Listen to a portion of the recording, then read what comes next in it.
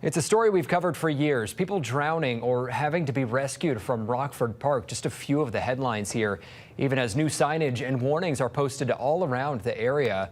But tonight we're learning about a major change to the park's policies sitting in front of the Jefferson County Council that could ban the people from taking a dip in that river.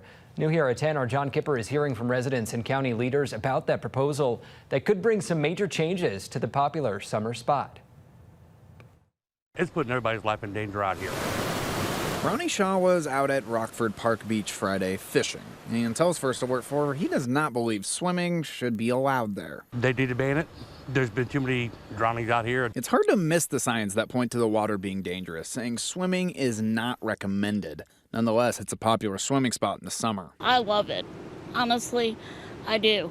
I feel like you have to be smart about it. There have been drowning problems for years. Last year, 2 people died in drownings at the beach, and within a weekend in June, 1 man died and another nearly drowned before being rescued by first responders. I mean, it's putting first responders' lives in jeopardy. A ban has been attempted before last year, but the Jefferson County Council narrowly voted it down. Now, Councilman Brian Haskins of High Ridge is trying again. To lose somebody to a drowning is just horrible. Now this spot is the most problematic. As you can tell, the current is fairly fierce.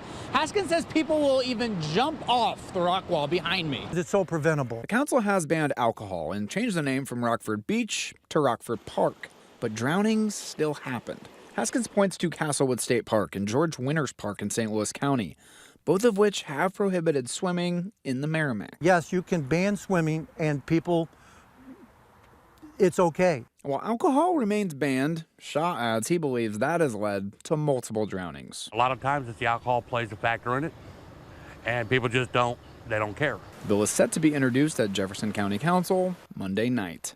In Jefferson County, John Kipper, First Alert 4. Turning now to the redistricting fight happening here in Missouri and all over the country. President Trump has invited Nebraska Republicans to the White House next week in hopes of persuading them to redraw their maps.